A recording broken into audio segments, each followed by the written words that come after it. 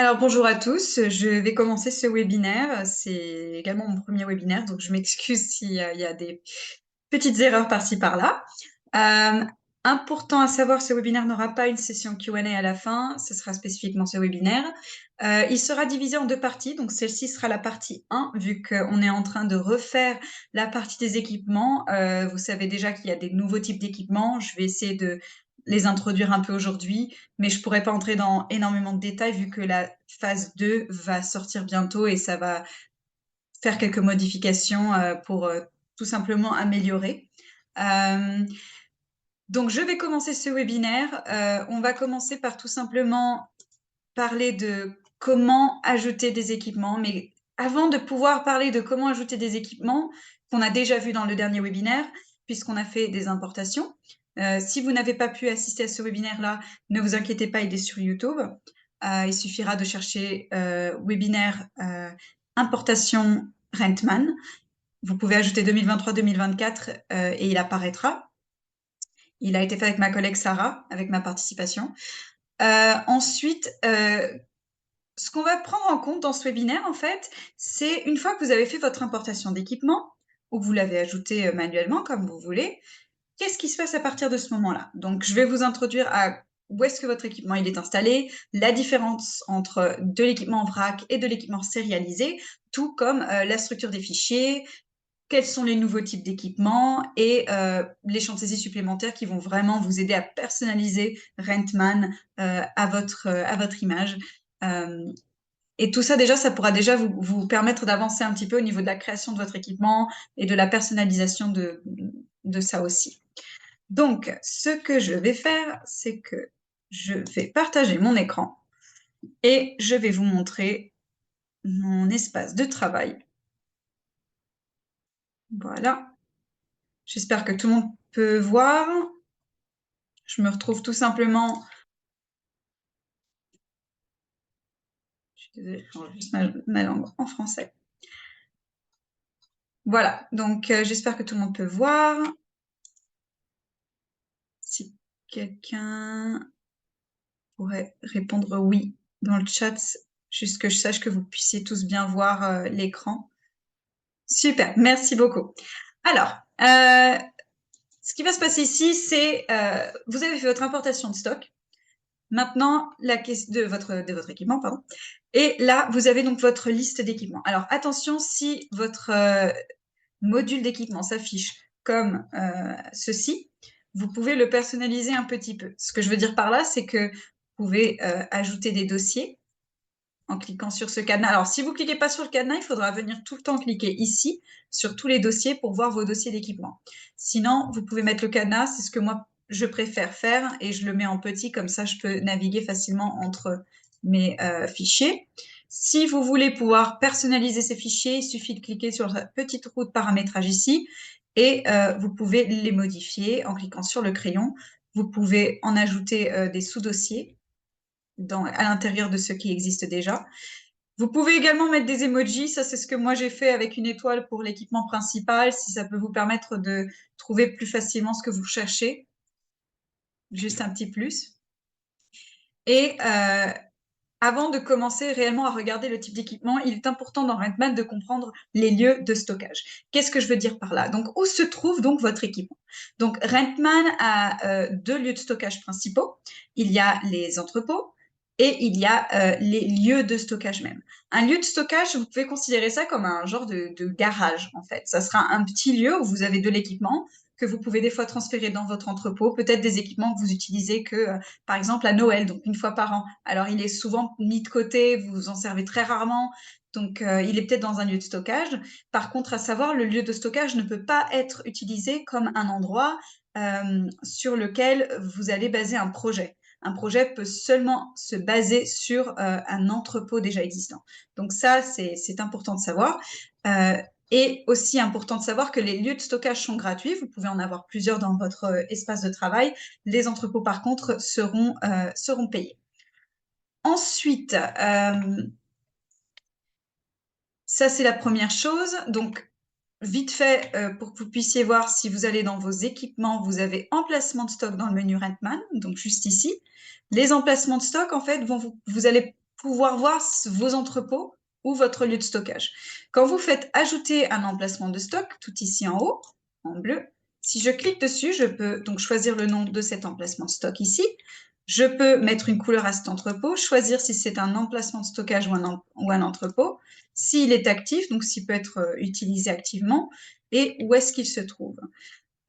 Important également à savoir que les emplacements de stockage, vous pouvez transférer de l'équipement qui se trouve dedans dans un entrepôt. Donc, vous pouvez faire ce qu'on appelle des projets de transfert.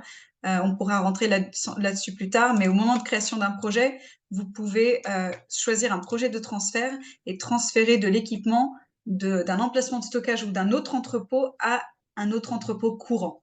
Donc ça, c'est important également à savoir. C'est à ça que sert le projet de transfert, en fait. Si jamais vous demandiez la question, c'est juste pour transférer de l'équipement d'un endroit à l'autre. Par contre, contrairement à quand vous avez une pénurie et que vous voulez résoudre cette pénurie avec, par exemple,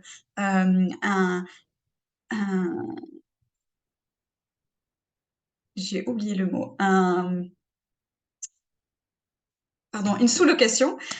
Oula, c'est là, elle a pris du temps. Donc, la sous-location, elle peut être faite interne, si vous avez déjà vu ou pas. Et en gros, la différence entre une sous-location interne, donc en gros, c'est que vous allez chercher l'équipement que vous avez actuellement une pénurie, vous allez chercher dans un de vos équipements de stock existants. La différence entre ça et un projet de transfert, que vous pouvez aussi faire au moment d'une pénurie, c'est que le projet de transfert, ça va prendre les équipements d'un endroit de stockage de votre choix et l'emmener dans l'équipement courant que vous utilisez pour votre projet, mais il va rester après dans l'entrepôt courant. Alors que la sous-location interne, ce que ça va faire, c'est que ça va prêter. Donc, vous allez prendre ça de votre lieu de stockage ou l'autre entrepôt et vous allez l'amener dans votre entrepôt courant, mais après, il va y retourner. Donc, c'est comme si vous faisiez une sous-location basique, mais en fait, à un entrepôt que vous allez devoir le rendre.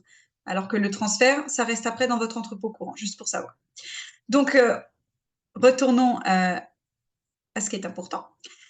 Donc, maintenant que vous savez un peu les deux lieux de stockage et à quoi ils servent et comment ils marchent, là, je peux vraiment entrer dans le côté des équipements. Donc, je vais quand même vous montrer vite fait à quoi ressemble cette fenêtre et qu'est-ce que vous pouvez faire dessus.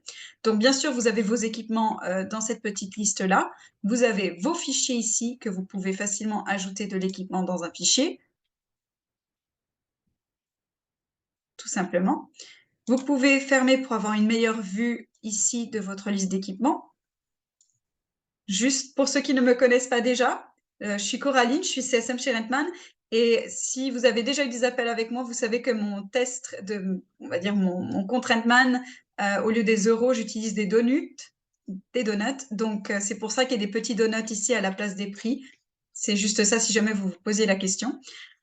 Et puis, à savoir aussi, ce qui est très important ici au niveau de l'équipement, à part aussi filtrer bien sûr par type d'entrepôt si vous en avez plus d'un. Quand vous cliquez sur un équipement, peu importe l'équipement en question, vous allez avoir ici sur cette petite chronologie des informations par rapport à cet équipement-là.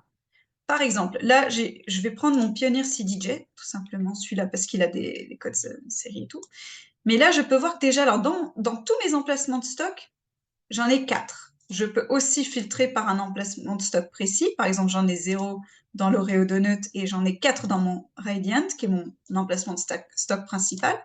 Je peux choisir aussi une période, si je veux voir. Je peux faire ça en plein d'écran si j'ai envie vraiment de voir ça en grand quand il y a une grande liste d'équipements. Par exemple, si vous en sélectionnez plusieurs, vous pouvez mettre ça en plein écran et comme ça, vous avez une vue un peu plus propre et plus simplifiée.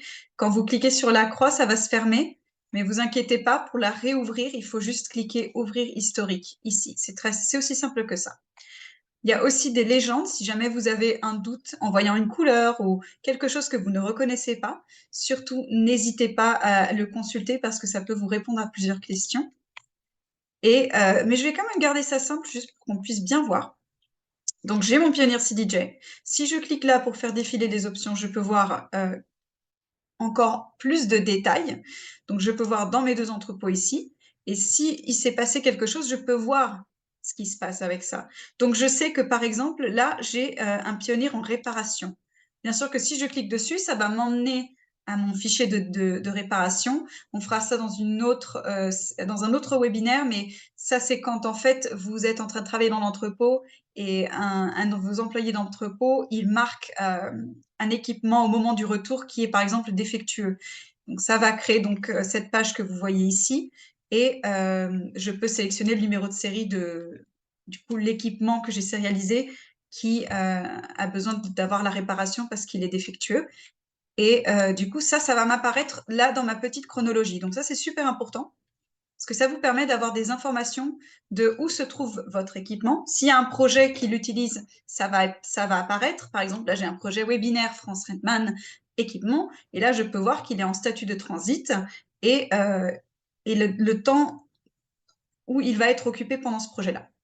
Donc ça, c'est juste une petite chronologie. Ça vous donne vraiment beaucoup d'informations par rapport à l'équipement dont vous voulez plus d'informations, plus de renseignements.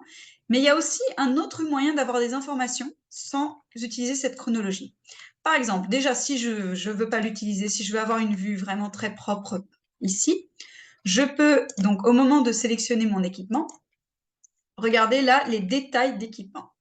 Les détails d'équipement, il va me dire quel est le type d'article. En fait, ça va me donner un aperçu de la page de l'équipement, mais sans vraiment entrer dans la page. Donc ça, c'est quelque chose on a modifié récemment. Mais en soi, ça vous permet de voir quel type d'article c'est. Donc c'est un article physique de location. Je peux voir son code. Je peux voir la structure, qu'est-ce qui fait partie de ça. Si j'ai un fournisseur de renseigner, le fournisseur apparaîtra ici également. Ma quantité de stock actuelle, donc comme j'en ai que 7 actuellement dans mon Radiant, il n'y a que ça qui apparaîtra, mais bien sûr qu'à fur et à mesure que je regarde un autre équipement, ça pourra certainement changer. Ça dépend après de la quantité de stock que j'ai. Je retourne sur mon petit pionnier CDJ. Les étiquettes, donc je peux aussi en ajouter là directement, mais les étiquettes, c'est, pour ceux de vous qui ne connaissent pas, c'est un moyen de filtrer dans Rentman. Les étiquettes, ça vous permet en fait de chercher, de trouver plus facilement ce que vous voulez utiliser. Et chaque étiquette n'est pas universelle dans le logiciel. Ce qui veut dire que les étiquettes sont par département. Une étiquette que vous utilisez pour un équipement, par exemple location, si vous voulez créer une étiquette location ou autre, audio, ça n'apparaîtra pas dans une autre partie du logiciel. Ce qui veut dire que quand vous recherchez une étiquette, ça vous apportera que l'étiquette dans le département où vous l'avez conçue, pas dans un autre département ou module. Vous pourrez également voir les tâches qui sont attribuées à cet équipement, des notes que vous avez mis et des fichiers. Donc ça, c'est assez basique. C'est juste pour vous donner l'aperçu de à quoi ressemble le module des équipements. Comme ça, vous pouvez savoir à peu près comment ça marche. Autrement, il y a aussi ici, si vous voulez, par exemple, comme ce que j'ai dit, vous avez mis une étiquette, vous voulez la filtrer. Par exemple, décoration, si je clique dessus, il va me montrer que ce que j'ai mis tous mes équipements qui ont l'étiquette décoration, ainsi de suite. C'est aussi dans les modules à cet endroit précis que vous pouvez effacer des étiquettes. Par exemple, si je veux effacer cette étiquette, je peux cliquer dessus et supprimer l'étiquette. Ça ne supprimera pas l'article, mais juste l'étiquette. Juste à savoir. Mais c'est ici que ça se passe. Pareil pour les filtres, vous pouvez utiliser des filtres pour filtrer votre vue. Comme ça, vous pouvez voir seulement ce qui vous intéresse. Là, j'ai par exemple filtré ce qui comporte des fichiers. Je peux aussi réinitialiser ces filtres pour que j'ai ma vue propre à nouveau. Vous pouvez importer l'équipement ici, si jamais vous ne le saviez pas, tout simplement. Et on va passer à la partie qui est un peu plus intéressante, la création d'équipement. Alors, je sais que certains d'entre vous savaient peut-être que l'équipement a changé récemment. Avant, on avait les kits et les cases. Aujourd'hui, ça a changé principalement de nom. Ça s'est passé donc d'équipement physique à combinaison virtuelle. Pour essayer de faire ça simple, un kit, c'est devenu une combinaison virtuelle et une case, c'est devenu un équipement physique avec du contenu dedans. On a aussi ajouté ici des informations intéressantes parce qu'il y avait effectivement un peu de doute là-dessus. Donc, l'équipement physique, c'est pour un équipement unique ou une combinaison d'équipements qui sont physiquement transportés ou stockés ensemble. La combinaison virtuelle, c'est pour des combinaisons d'articles qui sont transportés ou stockés séparément, mais qui sont proposés comme un seul article sur le devis. La disponibilité est calculée sur la base des équipements séparés de cette combinaison. Aussi important à savoir au niveau des types d'équipements, En fait, les combinaisons virtuelles, les équipements, ils vont être rangés à des endroits différents dans l'entrepôt et ils peuvent être utilisés séparément. Ce qui veut dire que vous pouvez avoir un équipement qui fait partie d'une combinaison virtuelle qui est peut-être booké pour un autre projet, mais sans que ça soit le kit entier, juste cet équipement-là qui se trouve dans le kit. Alors que la combinaison physique, vous pouvez voir ça comme les équipements, ils sont dans un même fly case quand ils le rangent. Un peu comme si c'était vissé ensemble, en fait. Ça part ensemble. Ça, c'est la grosse différence, on va dire, entre les combinaisons virtuelles et un équipement physique qui a du contenu. Donc, par exemple, là, ce que je vais faire, c'est que je vais créer avec vous un équipement. Tout simplement, je vais créer un CDJ 3000. Je vais inventer que c'est un customisé. Je vais mettre, par exemple, mon prix de location, je vais mettre 120 €. Et j'en ai actuellement dans mon stock 5. Je peux choisir donc l'emplacement de stock dans lequel il se trouve. Je vais le laisser ici. Et je peux choisir, est-ce que c'est un équipement physique? Est-ce que c'est une combinaison virtuelle? Si c'est une combinaison virtuelle, je n'ai pas le mode de calcul. Du coup, ça, c'est important à savoir. Si c'est un équipement physique, et c'est ce que je vais faire, si c'est de la vente ne peut pas avoir d'équipement sérialisé. Donc, moi, je veux que, déjà, c'est pas un équipement de vente que je vais faire là maintenant, c'est un équipement de location. Et je vais le choisir en sérialisé. Et je vais vous expliquer maintenant quelle est la différence entre l'équipement en vrac et l'équipement sérialisé. Quelle est la grosse différence entre ces deux choses-là? En soi, ce qui est important, je pense que vous le savez certainement déjà, mais en vrac, c'est par exemple des câbles ou des équipements que vous avez en grande quantité et que vous n'avez pas besoin d'avoir un suivi ultra complet dessus. Le sérialisé, c'est quand vous avez un équipement qui a un numéro de série qui est unique et dont vous pouvez suivre un genre d'historique. Vous pouvez savoir où il se trouve, vous pouvez savoir s'il y a eu des réparations. Et ce qui est aussi important là-dessus, c'est que quand vous allez l'ajouter dans un projet, vous pouvez attribuer dans le projet en cliquant droit sur l'équipement en question. Par exemple, si vous ajoutez votre CDJ dans un projet, vous cliquez droit dessus dans le projet et vous avez assigné un numéro de série. Et donc, ça vous permettra de choisir lequel de vos numéros de série vous voulez emmener dans ce projet-là. Le sérialisé, ça sert surtout à ça. Ce qu'il faut aussi savoir à ce niveau-là, c'est que le sérialisé, vous allez avoir une liste dans l'équipement même, donc je vais vous montrer ça tout de suite, alors qu'en vrac, il n'y a pas du tout ça. En vrac, vous avez 100 câbles, et voilà. Et quand vous les ajoutez dans un projet, peu importe lequel des câbles est utilisé, du moment qu'ils partent. Donc là, ça, c'est juste un aperçu. Donc quand je sauvegarde, là, il va m'ouvrir la vraie page d'informations sur mon équipement. Donc, la première chose, c'est le nom, le dossier dans lequel je veux que ça se trouve au moment où je vais l'ajouter dans mon projet. Je peux ajouter un emplacement dans mon entrepôt. Si dans mon entrepôt, il se trouve à l'emplacement 3, par exemple, je vais noter ça, comme ça, la personne qui s'occupe du projet peut avoir cette information, de même pour l'entrepôt. Afficher dans le planificateur, en gros, c'est une façon de dire est-ce qu'il peut être utilisé pour des projets, oui ou non. Si vous mettez que non, il reste dans votre base de données, mais il ne peut pas être utilisé, n'apparaîtra pas au moment de sélection d'équipement dans un projet. Le groupe d'équipement par défaut, ça, c'est super pratique en fait. Je vais vous montrer aussi, mais en fait, ce que ça permet de faire, c'est par exemple, ça fait partie de mon fichier audio, par exemple, ou DJ, peu importe. Et c'est important parce que quand je vais sélectionner de l'équipement dans un projet, si j'ai déjà mis un groupe d'équipement par défaut, une fois que j'ai ajouté tout mon équipement dans mon projet, j'aurai juste à les sélectionner tous et mettre, les mettre dans leur dossier correspondant. Et en fait, ça formera par lui-même. Je vous montrerai juste après. Vous pouvez ajouter le pays d'origine de cet équipement, si c'est une information qui est importante pour vous. Ensuite, là, on retrouve la petite sélection qu'on a eue au départ.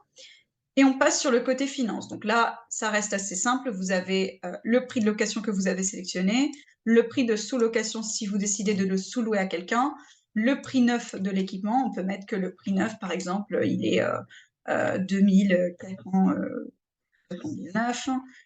Je peux mettre, par exemple, mon prix de marge. S'il y a un groupe de coefficients, ça c'est quelque chose qui est assez personnel à votre entreprise, si vous les avez définis ou pas à partir de votre module de configuration. La classe de TVA, pareil, vous pouvez ajouter vos groupes de remise si vous en avez de spécial pour l'équipement de location ou autre. Dans quel grand livre ça devrait apparaître au niveau de la comptabilité, si vous utilisez la comptabilité dans Redman. Et vous passez ensuite aux propriétés physiques. Donc les propriétés physiques, ça servira juste à vous informer du poids et des informations pour transporter cet équipement.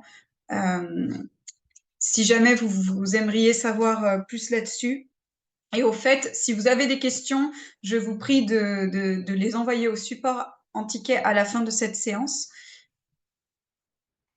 Surtout, n'hésitez pas à faire ça. Donc là, vous allez voir deux trucs un petit peu bizarres que vous n'avez pas, à tous les coups. C'est parce que ça, c'est moi qui les ai personnalisés moi-même. Ça s'appelle des champs de saisie supplémentaires. Ça va vous permettre de personnaliser votre page produit.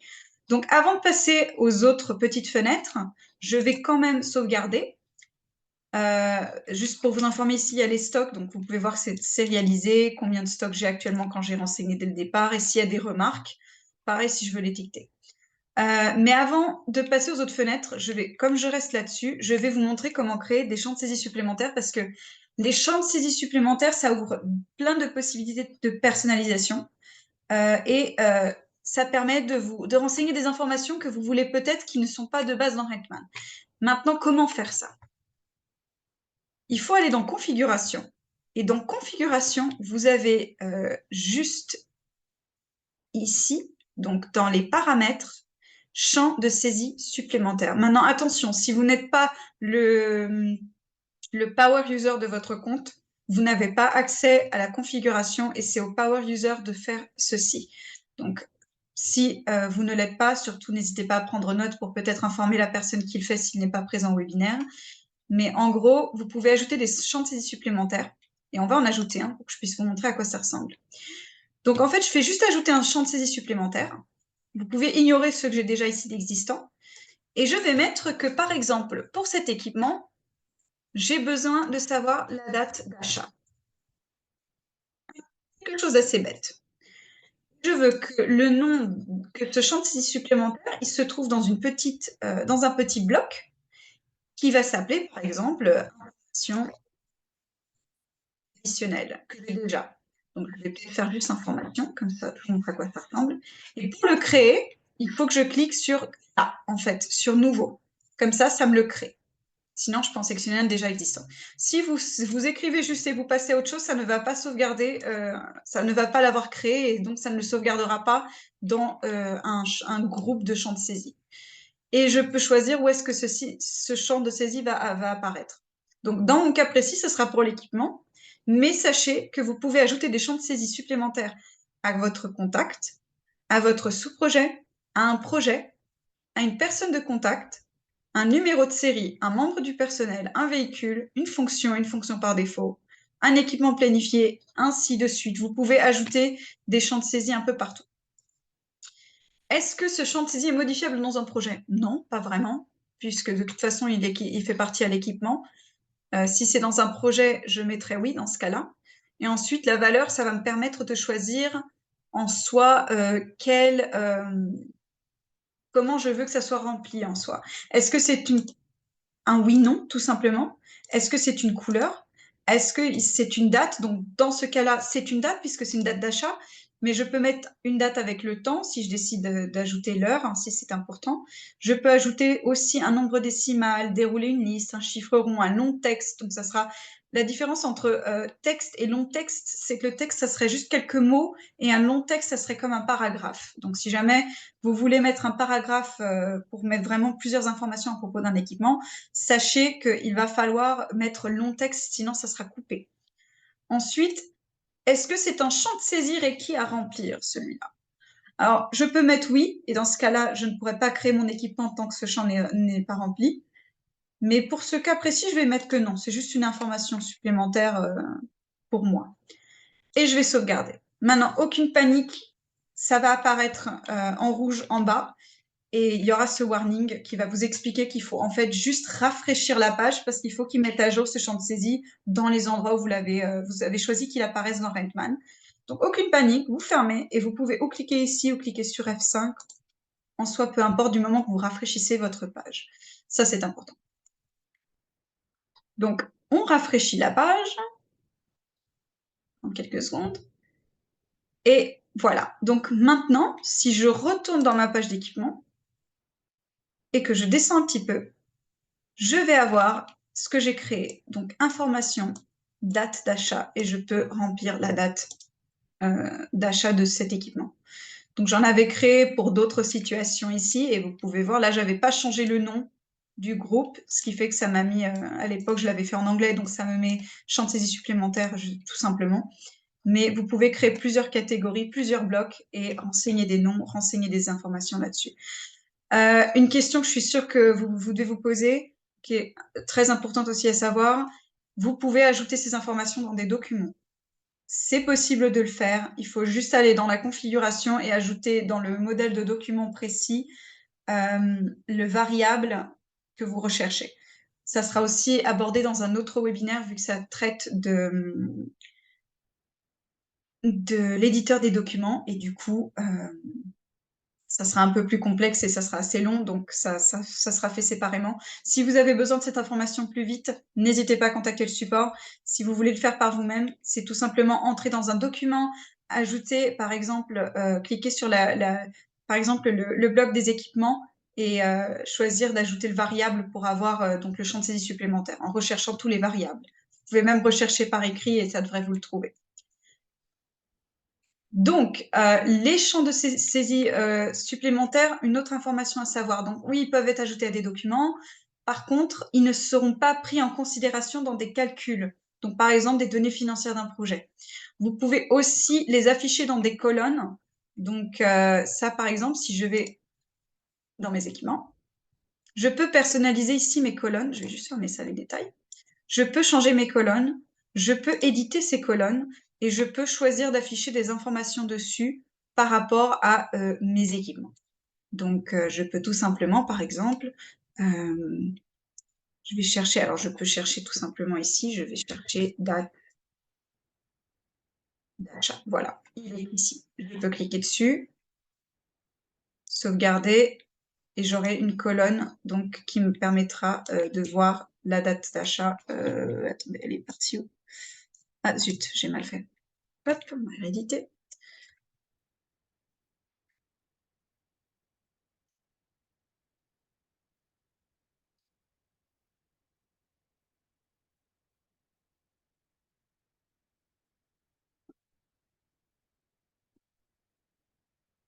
Ah pardon, c'est ici en fait.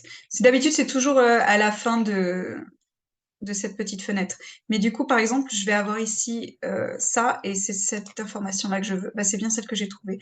Et donc, je peux ajouter comment je veux que ça soit affiché. Donc, je peux mettre tout simplement que je veux que ça s'affiche de cette façon, sauvegarder. Et là, par contre, je vais avoir ma date d'achat. Donc, comme j'en ai pas renseigné, vu que c'est un nouveau champ de saisie, j'ai rien du tout. Mais ça s'affichera ici et vous pouvez mettre ces colonnes-là, pas que pour les équipements, également pour d'autres endroits où vous pouvez éditer des colonnes si vous avez créé des champs de saisie supplémentaires. Et ça, c'est pratique pour avoir une meilleure vue dans Redman. Suivant, donc bien sûr, vous pouvez ajouter une photo. Surtout, n'hésitez pas à ajouter des photos dans votre équipement. Et pour passer donc à la suivante fenêtre, donc une fois qu'on a édité les informations de base de notre équipement, à savoir aussi le code, c'est d'habitude ce que je dirais une référence interne. J'utiliserai plutôt pour ici, si jamais vous vous posiez la question. Les numéros de série. Alors, quand j'ai créé cet équipement, j'ai mis qu'il y avait cinq équipements et qu'ils étaient tous sérialisés. Donc, qu'est-ce que ceci veut dire? Il m'a créé donc 5 numéros de série que je peux changer le nom et je peux mettre la référence qui m'intéresse. Donc là, je suis rentrée dans lui-même. Mais je peux changer et mettre que c'est un CDJ 1000 custom 1 par exemple. Donc vous pouvez faire ça plus facilement également. Vous pouvez après faire ça d'une autre façon.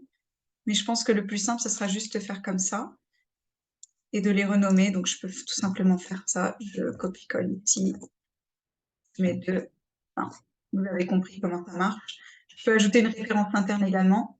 Mais en fait, là, ce que je vais avoir, c'est ma liste d'équipements sérialisés, donc les numéros de série de cet équipement-là, du CDJ 3000 Custom.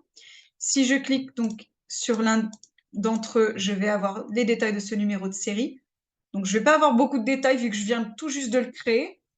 Mais de base, Rentman aura déjà attribué un QR code dessus que vous pouvez bien sûr modifier. Et si je rentre dedans en cliquant 2 fois, je peux rentrer vraiment dans les détails de cet équipement-là. Donc, je peux lui mettre une référence interne autre que le numéro de série,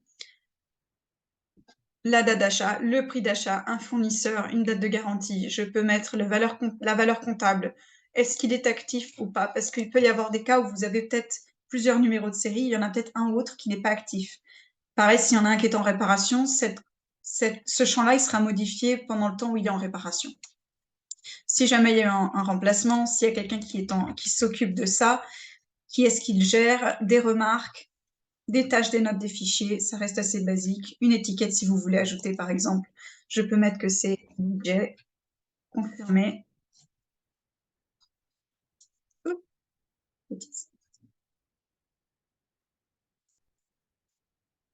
Ah oui, non, je peux pas créer je peux pas ajouter une étiquette ici, faut que j'en prenne une déjà existante pour le coup.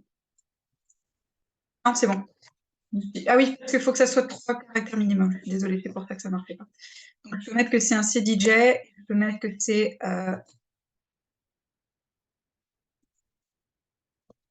équipement de budget, par exemple.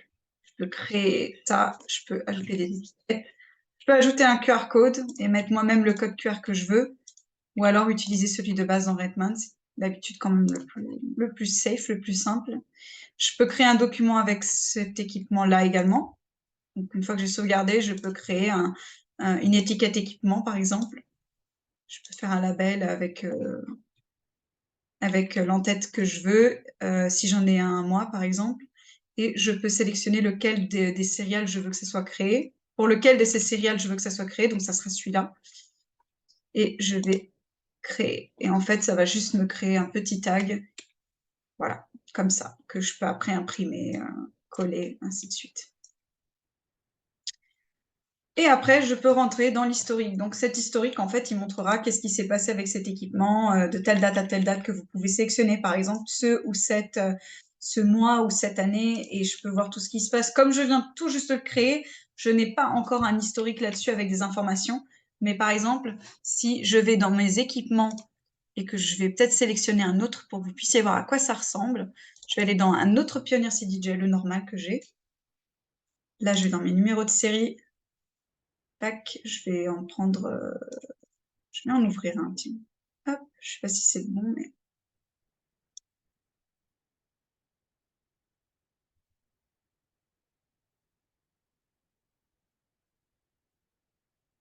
Pardon, celui-là, je l'ai pas encore utilisé. Je l'ai pas encore utilisé récemment.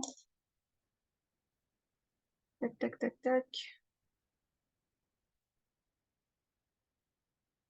Décidément, j'ai pas de bol aujourd'hui.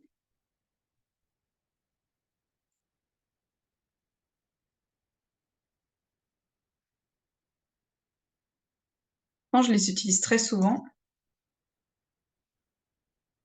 mais il faut toujours que ces choses-là, ça arrive pendant des webinaires. Sinon, c'est pas. Sinon, c'est pas bon. Attendez, je vais quand même essayer quelque chose d'autre, hein. Je vais utiliser un micro donc, que j'utilise quand même très régulièrement, avec l'espoir que pour ce coup, ça montre quand même quelque chose. Sinon, ça va être un peu galère.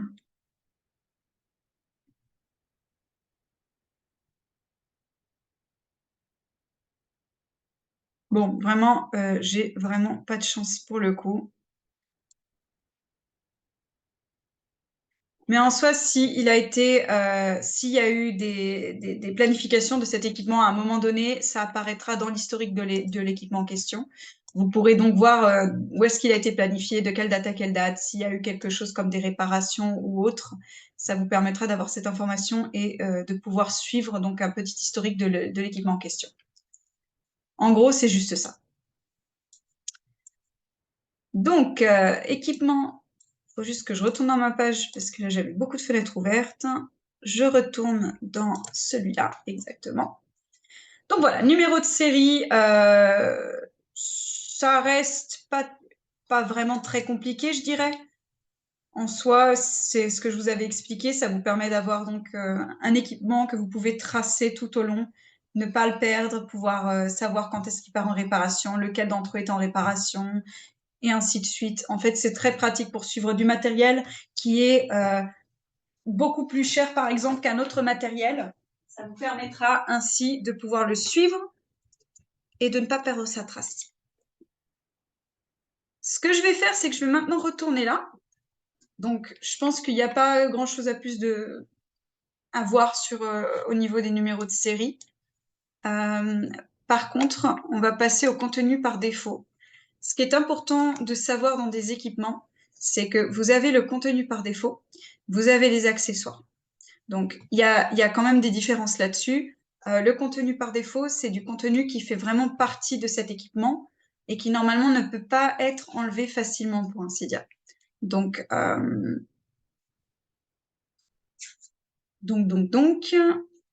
ce que nous allons faire, c'est que par exemple, je peux ajouter de l'équipement par défaut. Donc, je vais aller voir là-dessus dans mon CDJ Custom et je peux dire qu'il y a par exemple un power cord, c'est des bêtises, mais je veux dire qu'il y a un power cord dedans. Voilà, sauvegarder. Ça, c'est de l'équipement par défaut maintenant qui se trouve dans ce CDJ Custom.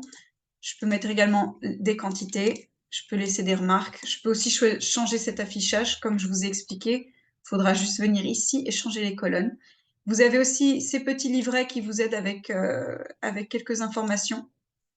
Si jamais vous voulez des informations un peu plus rapides. Si vous n'avez pas la réponse, bien sûr, n'hésitez jamais à consulter notre centre de support Rentman parce que c'est vraiment très pratique. Très souvent, il y a les réponses dedans, mais vraiment très, très, très souvent. Donc, n'hésitez pas à chercher des mots-clés, à rechercher et à lire vite fait. Les articles sont pas très longs et ils essaient d'être vraiment le plus direct possible, surtout avec des photos et tout pour vous aider à vraiment comprendre et pas vous tromper. Mais si on revient là-dessus, donc voilà, le contenu par défaut, les accessoires, ça va être une autre situation. Les accessoires, en fait, vous pouvez choisir d'ajouter des accessoires qui peuvent être obligatoire ou pas dans un équipement. Donc, par exemple, je peux choisir que avec ce CDJ, il y a un ordinateur Apple qui participe. Je vais sauvegarder. Et ce que je peux faire, c'est est-ce que c'est automatique? Donc, est-ce que c'est automatique, on va dire forcé? Oui ou non? Je vais mettre non parce que ça sera une option, par exemple. Donc, dans mon projet, quand quelqu'un voudra ajouter ce CDJ Custom, eh ben, il aura un petit pop-up, une petite fenêtre pop-up qui affichera l'accessoire recommandé est un PC Apple i5, est-ce que vous voulez le prendre? Est-ce que ça fait une nouvelle ligne dans les documents ou pas? Est-ce qu'on veut que ça soit une nouvelle ligne? Je peux mettre oui. Est-ce que c'est gratuit? Oui ou non? Donc, je peux mettre que c'est gratuit, oui, ou que non, c'est pas gratuit, et ça, donc, ça inclura le coût. Et passer si déjà présent. Donc, si vous l'avez déjà si vous avez ce PC Apple i5 dans un projet, est-ce que vous voulez que ça l'ignore s'il est déjà présent dans ce projet, dans l'équipement, dans la liste d'équipements de ce projet, ou alors est-ce que vous voulez que ça soit ajouté même s'il est déjà dans le projet? Donc ça, après, c'est des choix que vous pouvez faire. Les alternatives, ça, c'est très important parce que si vous ne mettez pas d'alternative, en fait, c'est pas grave parce que si jamais vous avez une pénurie et que vous choisissez donc de résoudre une pénurie, vous avez plusieurs options, dont la première qui est alternative, à savoir si vous avez déjà des alternatives ici. Donc, si vous avez, par exemple, je vais mettre que l'alternative, ça sera un Pioneer PDJ normal 3000. Je l'ajoute, je sauvegarde. Ce qui va se passer, c'est que au moment de résoudre la pénurie, il va mettre l'alternative, ça sera le Pioneer CDJ 3000, si vous l'avez renseigné. Si vous ne l'avez pas renseigné, il n'y a aucun problème parce qu'il y a une petite barre de recherche et vous pouvez, sur le moment, chercher si vous savez exactement lequel vous pouvez utiliser pour remplacer. Vous pouvez l'écrire et ça va le prendre. Mais si vous avez des alternatives, ça vous fait juste gagner du temps en soi. Ça vous permet de pouvoir remplacer facilement de l'équipement. C'est tout ce qu'il y a au niveau des alternatives. Les fournisseurs, c'est aussi pratique. Pourquoi? Parce que si vous avez des réparations, si vous voulez juste avoir comme information, si vous voulez des fois, par exemple, faire une sous-location au fournisseur, avoir les coûts du fournisseur de ce produit-là, vous pouvez très bien le faire en ajoutant un fournisseur. Vous pouvez mettre que vous l'achetez 500 € chez le fournisseur, utiliser un contact que vous avez déjà dans votre liste. Par exemple, je peux dire, bon, c'est n'importe quoi, mais je vais mettre que Golem's Precious Sauce, c'est le fournisseur de ce produit. Je peux mettre que la personne de contact, c'est elle. Je peux ajouter des détails. Je peux sauvegarder. Et voilà, j'ai un fournisseur renseigné pour ce produit-là. Et si jamais il y a un doute ou quelque chose à résoudre, je sais qui je dois contacter. Donc ça, c'est aussi pour mesure d'information.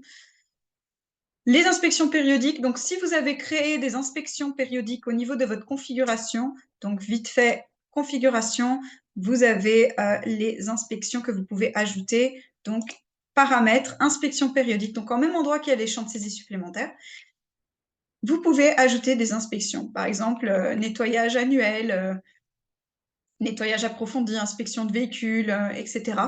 Quand vous la créez, ça vous permet de choisir quelle est la période, la fréquence, si vous voulez ajouter des détails. Et par exemple, là, si je retourne dans la fenêtre des inspections périodiques, je peux sélectionner laquelle va s'appliquer à cet équipement. Donc, par exemple, je voudrais qu'il y ait le nettoyage annuel. Et pour cet équipement-là, je veux aussi qu'il y ait un nettoyage approfondi tous les 3 mois. Parce que c'est quelque chose que je veux qu'il soit fait sur cet équipement, vu qu'il est quand même un peu cher. Il est très important. Je veux surtout pas qu'il y ait des problèmes. Je veux qu'il parte en condition tip-top à chaque fois qu'il est loué. Donc, je peux faire ça et je peux sauvegarder. Je peux aussi créer une nouvelle inspection avec cet équipement à partir d'ici. Et en fait, bah, ça va permettre, en fait, ça va me donner une notification tous les 3 mois que cet équipement, il doit partir en nettoyage approfondi. Et une fois par an, il va me dire qu'il faut donc que je fasse ce nettoyage-là. Ça, c'est les inspections périodiques. Je vais sauter le webshop parce que ça ne rentre pas trop dans ce webinaire, mais ça, c'est là où vous pouvez régler des informations par rapport à votre webshop si vous avez fait la liaison. Les réparations, donc tout simplement, si vous avez des réparations, alors normalement, ça, c'est quand l'équipement, il revient d'un endroit où vous aviez fait une prestation. Donc, imaginons qu'il revient dans l'entrepôt. La personne dans l'entrepôt, au moment de le passer en retour, il voit qu'il y a un petit problème. Il pourra sélectionner s'il peut encore être utilisé ou pas. On va dire que l'important, c'est qu'il a notifié qu'il a besoin d'une réparation. Il y a un câble qui est pas bien connecté, il y a un petit problème. Donc, il va le mettre et ces réparations vont apparaître ici. Toutes les réparations, tout l'historique pourra se trouver ici. Alors, bien évidemment, vous pouvez les retrouver dans le module maintenance ici. Donc, maintenance, réparation, le premier, vous aurez tous vos équipements avec les réparations. Mais là, il y aura vraiment tout. Bon, vous pouvez filtrer, mais vous pouvez aussi tout simplement aller dans l'équipement en question et ajouter donc une réparation ou voir directement les réparations qui ont déjà pris place, qui ont déjà été effectuées sur cet équipement. C'est assez simple. Ça apparaît de la même façon que ça apparaît pour les personnes qui travaillent dans l'entrepôt. Et c'est à peu près ça. C'est juste des informations assez simples. La période de réparation, parce que pendant cette période, l'équipement ne sera pas disponible donc pour d'autres projets. Donc ça, c'est important, vu qu'il normalement, il n'est pas sur site quand il se fait réparer. Qui c'est qui a rapporté cette information? Donc d'habitude, c'est la personne qui a créé la réparation qui apparaîtra ici. Qui c'est qui va s'en occuper? S'il y a quelqu'un qui, bien sûr, doit s'en occuper. Je conseille tout le temps d'utiliser les tâches pour prévenir un collègue si jamais il doit s'occuper de ça. Les tâches, c'est vraiment un de vos meilleurs amis dans Redman pour des notifications entre vous, etc. Les dépenses qui ont été faites, si c'est un réparateur externe et qui c'est. Ensuite, vous pouvez également créer un document qui vous donne toutes ces informations-là en papier si jamais vous voulez. Petite information additionnelle. Et puis l'inventaire où vous pouvez créer un nouveau compte des stocks pour votre entrepôt. Et quand vous faites un inventaire, donc je pense que c'est une fois par an, vous faites votre inventaire, vous aurez donc tout toute cette information de cet équipement-là. Donc, OK, vous faites votre inventaire, vous scannez tout votre équipement et tous les sites DJ 3000 custom que vous avez scannés, du coup, bah, les quantités, les dates vont apparaître ici au niveau des inventaires. Ça vous permettra de, je sais pas, dans 2 ou 3 ans, pouvoir venir et regarder bah, quel était votre stock il y a 2 ans, 3 ans au niveau de l'inventaire annuel. C'est à peu près ça au niveau des équipements. Je vais juste terminer aussi en disant que les ventes et la location, les articles de vente ne sont pas retournés par défaut. Donc ça, c'est la plus grosse différence entre les équipements de location et les équipements de vente, à part le fait, comme j'ai mentionné il y a quelque temps en avant, que vous pouvez pas sérialiser de l'équipement de vente, vu que normalement ça part, ça ne revient pas, vous n'avez pas besoin d'avoir gardé une trace dessus. En tout cas, ça c'est le point de vue Rentman. Du coup, ça doit être comptabilisé dans l'entrepôt pour que le stock change. Normalement, ce qu'on fait avec des équipements de vente, c'est que bah, vous mettez des équipements de vente dans un projet, ça part sur sur ce projet en question, mais ça reste normalement dans l'entrepôt quand vous êtes à l'endroit de la prestation et vous avez retour. Quand vous êtes en train de vous occuper de faire le retour, donc de scanner ce qui revient donc dans votre entrepôt, l'équipement de vente, en fait, il va rester sur le local, vu qu'il a été vendu, donc il reste là-bas. Si vous avez une situation où vous avez, je sais pas, 10 articles de vente et il y en a que 6 qui ont été vendus, bah, vous en laissez 6 sur le site. Les 4 restants, ça revient en retour. Comme ça, votre stock, il pourra être ajusté. Parce que sinon, si vous faites des retours de votre matériel de vente, le système, en fait, il va comprendre, ah, bah, ils l'ont pas vendu. Donc, ça revient dans le stock, en fait. Donc, juste tenir attention à ça. Et puis, c'est à peu près ça pour normalement aujourd'hui. Le prochain webinaire, ça sera à propos de la création de projets. Donc, plusieurs choses dont on a parlé ici, vous allez les voir prendre un peu vie dans le prochain webinaire qui sera normalement fait par ma collègue Sarah. Donc, vous pourrez voir comment commencer un projet un peu de A à Z. Et dans le moment de création de projet, vous allez donc voir comment attribuer ces équipements sérialisés que vous avez créés dans des projets. Vous allez pouvoir voir plusieurs petites choses que vous avez définies ici même.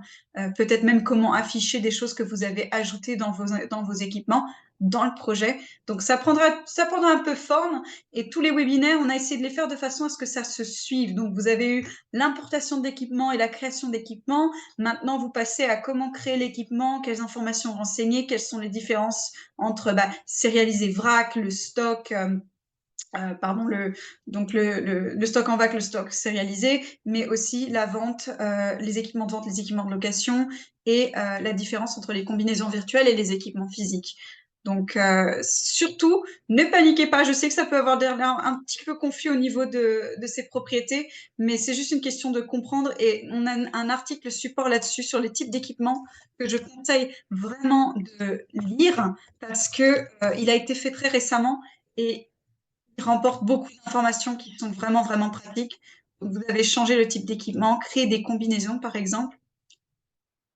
Ça vous montre les types d'équipements et vous pouvez, par exemple, combinaison physique, ça vous explique exactement à quoi ça sert, les questions fréquentes. Ça peut vraiment vous aider à comprendre dans votre façon de travailler, qu'est-ce qui s'adaptera le mieux à ce que vous avez besoin, à ce que vous avez besoin de créer. Et c'est à peu près ça. Je crois que j'ai fait un peu le tour partout. Euh, je regarde juste vite fait. Alors, j'ai dit que je ne répondrai pas à des questions pendant ce webinaire. Je regarde juste vite fait.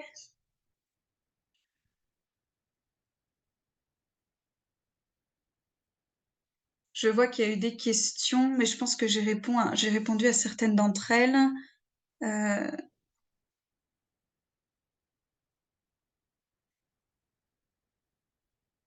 Bon, il n'y en a pas beaucoup, je vais faire le tour très très très vite fait, mais je ne répondrai normalement pas des questions là-dessus, pas pour ce topic en tout cas. Parce que c'est surtout parce que il y a la phase 2 qui va venir et ça va corriger des trucs, des petites erreurs qu'il y a eu et entre autres. Euh, Est-ce que dans notre stock, les articles de la combinaison physique peuvent être loués séparément? La combinaison physique, normalement, non. C'est juste les combinaisons virtuelles dans ce cas-là. Les valises de tubes, on peut louer la valise entière ou de tubes. Le prix, oui. Le prix de sous-location peut varier suivant le loueur chez qui l'article est dispo. Oui, tout à fait. C'est ça que dans ce cas-là, il faut certainement renseigner les informations et les changer quand ça change. Il n'est pas possible de renommer une catégorie déjà existante. Renommer une catégorie déjà existante. À quel moment parlez-vous de renommer une catégorie déjà existante? Est-il conseillé de créer des champs supplémentaires avant d'importer une base de données? Alors ça, c'est une très bonne question. Moi, alors vous pouvez le faire. Il faudra juste peut-être vérifier bien comment mettre les champs dessus. Non, non, non, pas du tout. Non, pardon, j'ai dit une grosse bêtise. Non, non, non, non, absolument pas, parce qu'il faut créer les champs supplémentaires avant dans Redman pour que quand vous fassiez l'importation, vous puissiez mettre les champs de saisie, lier les champs de saisie, parce que normalement, les importants, ça ne va pas les créer. En tout cas, pas à ma connaissance. Si jamais vous avez besoin d'aide là-dessus, n'hésitez pas à demander au support. Voilà, je veux importer des champs de saisie, je veux importer de l'équipement avec des champs de saisie supplémentaires. Comment le faire correctement? N'hésitez pas à le faire, mais c'est possible, sachez-le. Faudra certainement juste les créer en avance. Bonjour, est-il possible de modifier le format de l'étiquette avant impression?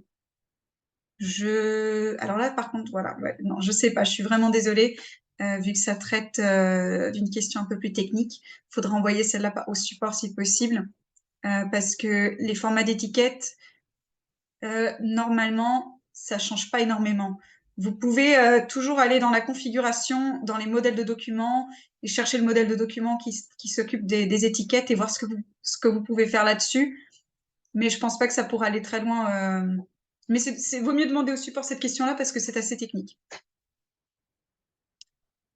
Et puis, Tom Morel, c'était quelle catégorie dont vous parliez? Si vous pouvez me la noter, si vous êtes encore là.